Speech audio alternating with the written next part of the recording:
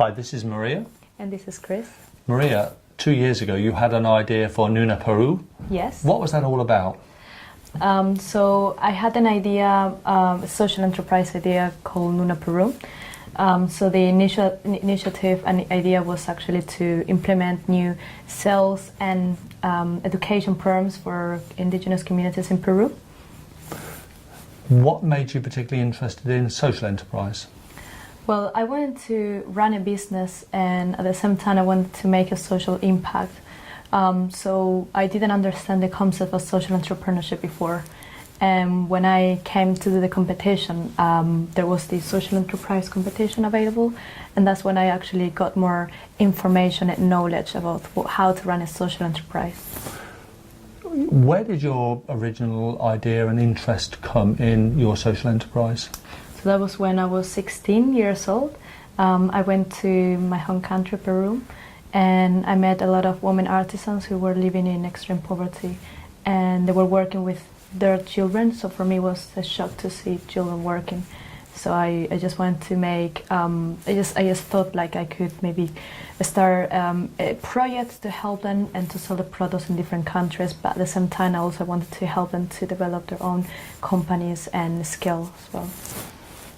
How do you go about starting that incredible journey? Well, I will say that the exciting journey was more that when you have an idea, but then you have to execute the idea. That's a different process. So, with thanks to the I3 Center, they help me with workshops as well, with mentorships, with the competition, and after that, when I got the second prize, especially the money situation, that helped me to invest for the company. When you decided you had this great idea, you recognised that there were a number of skills and things that you needed to know.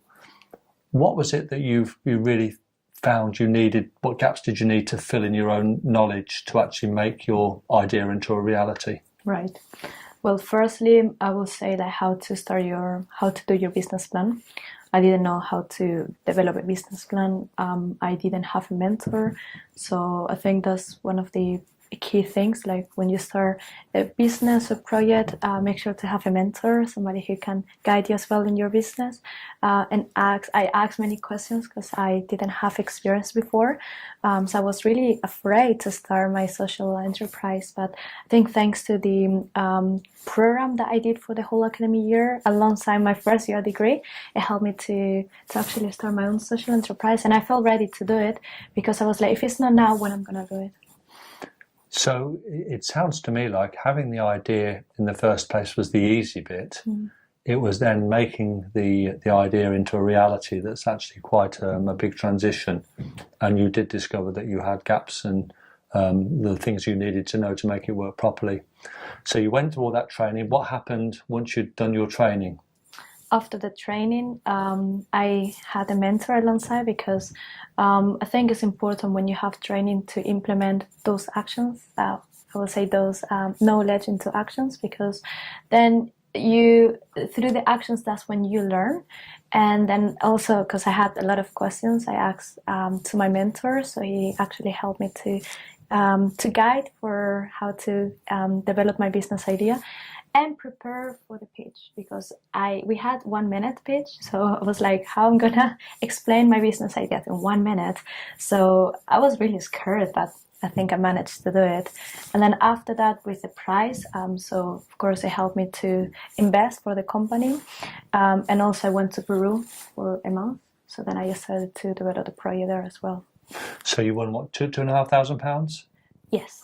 And did you win another competition as well? So I participated in another competition called Students for Social Impact for the British Council Canada. I was one of the finalists, so I didn't win, but I got to the final stage. And I think the experience in the 3 months program that we had, it was unbelievable. So they sent me to Canada to work for another social enterprise, and they helped me to provide mentorship and workshops for the business. And so often it's the journey, not the destination. That's correct, because I think as an entrepreneur, you always have to learn, and you will make mistakes. You learn from your mistakes. You don't feel that you make a mistake and that's the end of the world. No, that's the first step, right? As an entrepreneur, learning always from your mistakes. So you had the idea, you had the support, you won some money, you turned your idea into a reality. Where are you now with it? So after 2 years that I started Nuna Peru, we actually partnered with a few organizations in different countries, Singapore, France, Canada, where they also sell the products in their boutique, I would say. Where they have a center where they also sell their own products, and they also sell Nuna Peru products. As well as we are now targeting to scale the business in other countries in Europe. So just thinking about the business proposition. So you get the skilled women in poorer countries making things, selling their products into richer countries where there's more money and more interest in buying those things. That's correct. At this point, it's more to make awareness about Peruvian culture, because a lot of clients, they don't know where the products are coming from.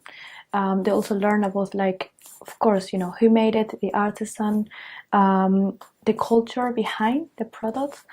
So that's actually one of our aims, to not to only sell, but also that they are aware about the Peruvian culture through the products. As well as we partner with an organization in Peru where they provide vocational training for these local communities, and they can get like vocational training and also language training, because most of them, they can't even speak Spanish. So then how they can communicate with our clients. So that's where we provide this training as well. 2 years down the line. So, you've done very well, not just to get the idea off the ground, but it's obviously got a degree of growth and sustainability about it. How will you continue to sustain this idea? Well, right now through sales. So that's why we are focusing more to sell the artisans' products, also to look for markets in different places, and also to help more communities, because right now we have 6 communities that we're supporting, but there are over 20 communities. So our target is to actually work with more artisans and then help them to sell the products in different countries as well. So I will say that by targeting to other markets as well, like US, we're actually planning to scale in different foreign countries. What are the biggest challenges that you've encountered? I will say right now, well, of course, the financial aspect, because when you start a social enterprise, you need to make sure that your business is sustainable. So I will say that we are still working in that aspect, in the financial area.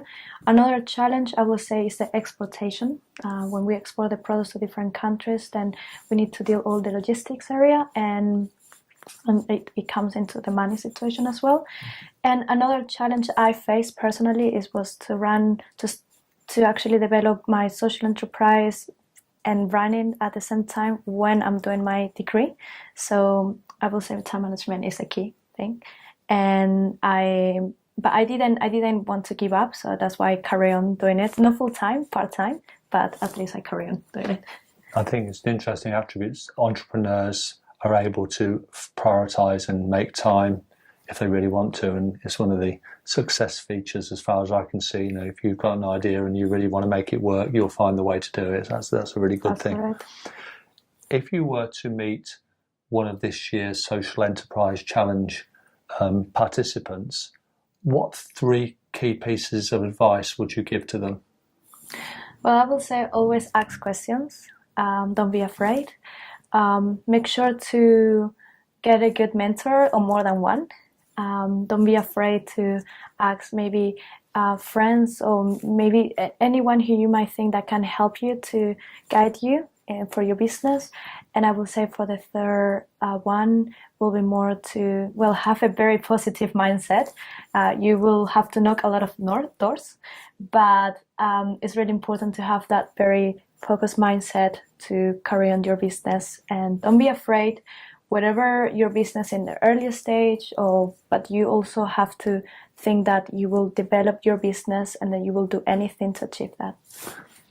I've talked to you about Project Hillary, and we've identified that there are many graduate women who are from non-business backgrounds who may well have an enterprising idea, and many of them seem to be motivated by matters of social enterprise and innovation.